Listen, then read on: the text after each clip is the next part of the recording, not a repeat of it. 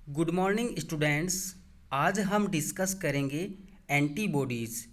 Previous इम्यूनोकेमिस्ट्री की class में अब तक हमने types of immunity, mechanism of innate immunity and mechanism of acquired immunity के बारे में पढ़ लिया है। आज हमारा इम्यूनोकेमिस्ट्री का नेक्स्ट टॉपिक है एंटीबॉडीज़।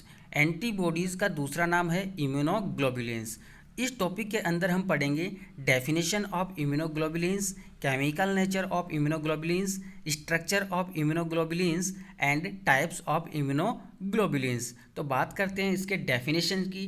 तो एंटीबॉडी या इम्यूनोग्लोबुलिन्स किसे बोलते हैं? तो एंटीबॉडी किसे बोलेंगे कि जब कोई एंटीजन या फॉरेन सबस्टांस हमारी बॉडी में एंट्री करता है, एंट्री करने के बाद में अब हमारी बॉडी क्या करेगी, उसके अगेंस्ट रेस्पॉन्स देकर एंटीबॉडी प्रोड्यूस करेगी, तो उसे हम क्या बोलेंगे? एंटीबॉडी। अब बात करें कि ये कहाँ से डेराइव्ड होती है, तो ये प्लाज्मा प्रोटीन से डेराइव्ड होती है और प्लाज्मा सेल इसे सिक्रेट करती है। अब हमारा टॉपिक है केमिकल नेचर ऑफ इम्यूनोग्लोबुलिन्स। तो इम्यूनोग्लोबुलिन्स का केमिकल नेचर कैसा होता है? कैसा होता है? प्रोटीन नेचर का होता है। क्यों? क्योंकि ये प्लाज्मा सेल से डेराइव्ड होती है।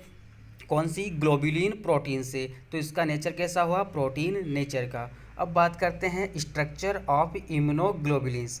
स्ट्रक्चर की बात करें कि इम्यूनोग्लोबुलिन्स कैसी दिखाई देती है, तो इम्यूनोग्लोबुलिन की स्ट्रक्चर में बात करें, ये वाई शेप्स की दिखाई देगी।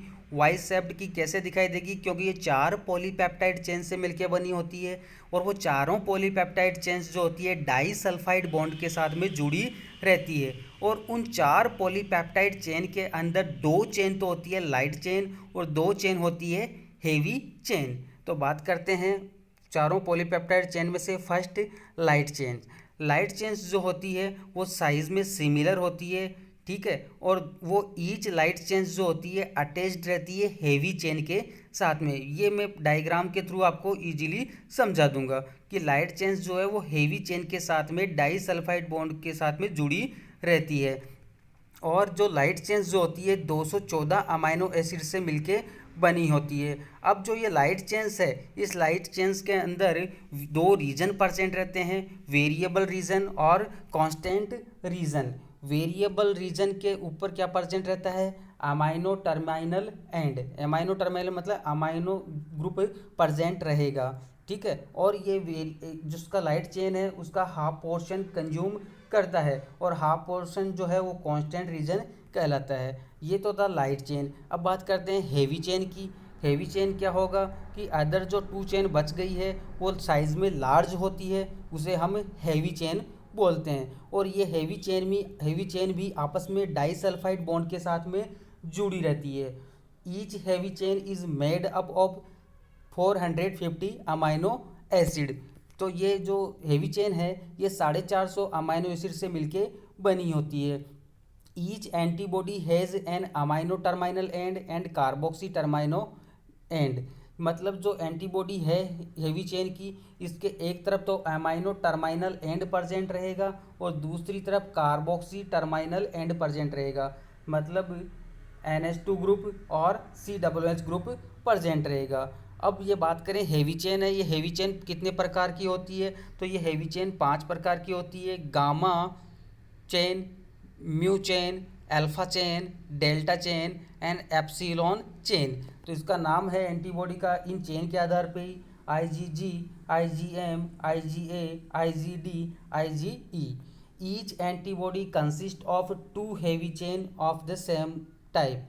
कि जो जितनी भी एंटीबॉडी है वो 2 हेवी चेन से मिलके बनी होती है। और जैसे लाइट चेन के अंदर 2 रीजन परसेंट थे, वैसे ही हेवी चेन के अंदर भी 2 रीजन परसेंट रहेंगे, एक वेरिएबल रीजन और एक constant region.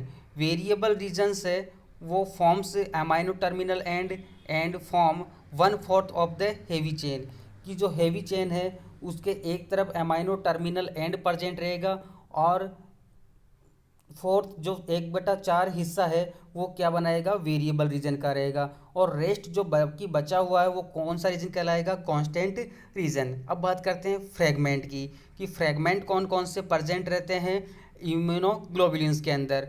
Porter and कोलिजियस 2 scientist है, उन्होंने बताया कि मॉलिक्यूल्स जो है पेप्सिन डाइजेशन के लिए 2 आइडेंटिकल फ्रेगमेंट प्रेजेंट रहते हैं, जिसे F A B fragment and F C fragment बोलते हैं। एफ ए बी फ्रेगमेंट क्या है? Fragment antigen binding. The two tips of the Y molecules bind to antigen and are called as FAB fragment. Each FAB fragment consists of amino terminal, half of one heavy chain and one light chain. जो आधा तो light chain का हिस्सा और आधा किसका? Heavy chain का हिस्सा, दोनों क्या बनाएंगे? Fragment antigen binding. ये क्रिस्टलाइजेबल नहीं होता है। अब बात करते हैं एफ सी फ्रेगमेंट की। एफ सी फ्रेगमेंट को क्या बोलते हैं? फ्रेगमेंट क्रिस्टलाइजेबल। ये जो एंटीबॉडी या इम्यूनोग्लोबुलिन्स है उसका स्टेम पोर्शन बनाता है, और ये एक प्रॉपर्टी कैसी होती है इसकी? क्रिस्टलाइजेबल होती है and decide about the biological properties of immunoglobulins. अब अपन डायग्राम के थ्रू समझें तो डायग्राम में अपन को ईजिली समझ में आ जाएगा। बात करते हैं इसकी कि ये तो प्रेजेंट है लाइट चेन, एक इधर लाइट चेन, दोनों तरफ लाइट चेन प्रेजेंट रहेगी, और ये जो लार्जर है ये क्या कहलाएगी? Heavy chain. तो लाइट चेन और हेवी चेन के बीच में डाइसल्फाइड बॉन्ड प्रेजेंट रहता है, और ये दोनों हेवी चेन भी डाइसल्फाइड बॉन्ड के साथ में जुड़ी रहती है। और लाइट चेन के अंदर दो रीजन प्रेजेंट रहते हैं, एक तो वेरिएबल रीजन और एक कांस्टेंट रीजन। ऐसे ही हेवी चेन के अंदर भी दो रीजन प्रेजेंट रहते हैं, वेरिएबल रीजन और कांस्टेंट रीजन प्रेजेंट रहते हैं।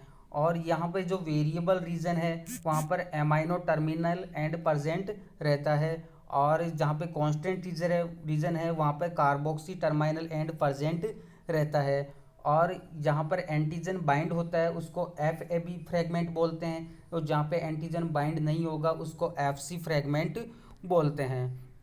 अब बात करते हैं टाइप्स ऑफ इम्यूनोग्लोबुलिन्स की, कि इम्यूनोग्लोबुलिन्स कितने प्रकार के होते हैं। तो फर्स्ट हमारा इम्यूनोग्लोबुलिन्स है आईजीजी। आईजीजी मतलब इम्यूनोग्लोबुलिन जी। इम्यूनोग्लोबुलिन जी जो होता है वो कैसा होता है? मोनोमर होता है। मोनोमर मतलब एक ही प्रकार की इम्यूनोग्लोबुलिन्स पाई जाती है। This is the most common types of antibody found in the serum, की मोस्ट कॉमन एंटीबॉडी है जो बॉडी सीरम में पाई जाती है। It forms about 80% of the total immunoglobulins found in our body, कि हमारी बॉडी में जितनी भी इम्यूनोग्लोबुलिन्स प्रेजेंट है उसकी 80% कौन सी होती है? आईजीजी। इसका मोलिकुलर वेट कितना होता है? 1,50,000 होता है, और ये प्लेसेंटा को भी क्रॉस कर जाती है। प्लेसेंटा के थ्रू ये किस में पहुँचेगी? फीटस के अंदर पहुँच जाती है। और इसका हाफ लाइफ कितना होता है? 23 डेज होता है। It is distributed equally between intravascular and extravascular compartment, कि ये ब्लड वेजल्स के अंदर भी प्रेजेंट रहेगी और ब्लड वेजल्स के बाहर भी प्रेजेंट रहेगी। इट अपीयर्स लेट, ये जो आईजीजी एंटीबॉडी है ये क्या करती है? लेट अपीयर होती है और लॉन्ग ड्यूरेशन तक प्रेजेंट रहती है। और ये किस किस में पार्टिसिपेट करेगी? ये कॉम्प्लीमेंट फिक्सेशन के अंदर, precipitation and neutralisation of the toxins and virus को न्यूट्रलाइज करने में भी हेल्प करती है। और ये आईजीजी एंटीबॉडी कितने प्रकार की होती है? इसके 4 सब टाइप होते हैं, IgG1, IgG2, IgG3 and IgG4। और ये जो चारों टाइप्स है ये स्ट्रक्चर में सिमिलर होते हैं, बट इनकी बायोलॉजिकल प्रॉपर्टी जो होती है वो डिफर होती है। नेक्स्ट इम्यूनोग्लोबुलिन्स है IgA। तो IgG थी मोनोमर, तो IgA क्या है? डाइमर होती है। और IgA डाइमर है, साथ में जितनी भी टोटल इम्यूनोग्लोबुलिन्स बॉडी में प्रेजेंट है उसकी 10 से 20% कौन सी होती है? IgA। इसका मोलिकुलर वेट कितना होता है? 1,60,000 होता है। इसका अर्ध आयु काल जो हाफ लाइफ है वो कितनी होती है? 6 to 8 डेज। और ये कहाँ पर मिलती है? ये ब्लड स्ट्रीम के अंदर मिलती है, बॉडी फ्लूइड के अंदर मिलती है। बॉडी फ्लूइड लाइक जैसे बात करें अपन saliva, mucus, colostrum, bile and tears के अंदर पाई जाती है। इसके भी 2 सब टाइप्स होते हैं, IgA1 एंड IgA2। ये IgA जो एंटीबॉडी होती है ये प्लेसेंटा को क्रॉस नहीं करती है, ठीक है। और it provides defence against entry of organism through the surface of cell membranes, की सेल मेम्ब्रेन की सरफेस पर प्रेजेंट है कोई एंटीजन तो उसको उससे डिफेंस करने के काम आती है। नेक्स्ट एंटीबॉडी है IgM। आईजीएम जो एंटीबॉडी होती है ये पेंटामर होती है, इसका मोलिकुलर वेट भी लार्ज होता है, ठीक है। और ये जितनी भी इम्यूनोग्लोबुलिन्स अपनी बॉडी में प्रेजेंट है उससे 5 to 10% इसकी अक्रेंस होती है। और इसका मोलिकुलर वेट कितना होता है, 9,70,000 से 10 लाख तक इसका मोलिकुलर वेट होता है, इसलिए इसको मैक्रोग्लोबुलिन भी बोला जाता है। क्या बोलते हैं, macroglobulin. It forms the initial immune response के अंदर आईजीएम एंटीबॉडी काम आती है, ठीक है। तो one IgM molecule says 10 binding site. 10 binding site क्यों, क्योंकि ये पेंटामर होती है, और अगर मोनोमर होगा तो बाइंडिंग साइट कितनी रहेगी, 2 रहेगी। तो पेंटामर है तो बाइंडिंग साइट कितनी रहेगी, 10 रहेगी। बात करते हैं, ये साइज़ में बिग होती है, बिग होगी तो ये पेनिट्रेट नहीं कर पाएगी ब्लड वेजल्स को और प्लेसेंटा को भी क्रॉस नहीं कर पाएगी। और ये आईजीएम एंटीबॉडी किस किस में पार्टिसिपेट करती है, एग्लूटिनेशन रिएक्शन, साइटोलाइटिक रिएक्शन और साइटोटॉक्सिक रिएक्शंस के अंदर पार्टिसिपेट करती है। बात करते हैं आईजीडी एंटीबॉडी या आईजीडी इम्यूनोग्लोबुलिन्स। ये भी कैसी होती है, मोनोमर होती है और रेयर टाइप के अंदर ये पाई जाती है। इसकी अक्रेंस की बात करें तो ये 1% बॉडी में प्रेजेंट रहती है और मोस्टली कैसी होती है, इंट्रावेस्कुलर होती है। और इसका हाफ लाइफ कितना होता है, हाफ लाइफ की बात करें तो 3 days होता है। Its large amount remains attached to the surface of B lymphocyte as receptor and helps the B cell to recognise the antigen.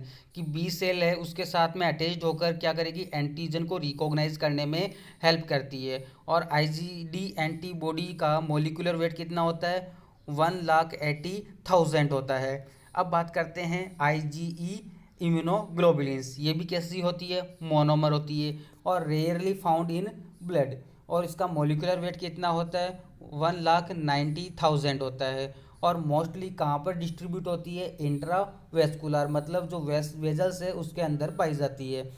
ये किसके साथ बाइंड होती है, बेसोफिल्स एंड मास्ट सेल के साथ में बाइंड होती है। और किससे बचाव करती है, जो हेलमिंथिक है, पैरासाइट्स है, उनसे बचाव करने का काम करती है। और आईजीई एंटीबॉडी है प्लेसेंटा को क्रॉस नहीं कर पाएगी। और ये किस किस में मेनली रोल प्ले करती है, हाइपर सेंसिटिव रिएक्शंस के अंदर, like allergy, asthma and dermatitis के अंदर ये रोल प्ले करती है। अब बात करते हैं इनके अंदर डिफरेंस की, कि क्या क्या डिफरेंस है इन इम्यूनोग्लोबुलिन्स के अंदर। तो बहुत सारे डिफरेंस प्रेजेंट रहते हैं। जैसे मैं बात करूं स्ट्रक्चर के अंदर, तो आईजीजी एंटीबॉडी है उसकी स्ट्रक्चर मोनोमर होती है, आईजीएम की पेंटामर होती है, आईजीए की डाइमर होती है, आईजीडी की मोनोमर होती है और आईजीई की मोनोमर होती है। अब बात करें कि टोटल अकरेंस की बात करें इसमें, तो आईजीई कितनी होती है, 75 से 15 से 30%, फिर 5 से 10% आईजीएम, 10 से 15% आईजीए,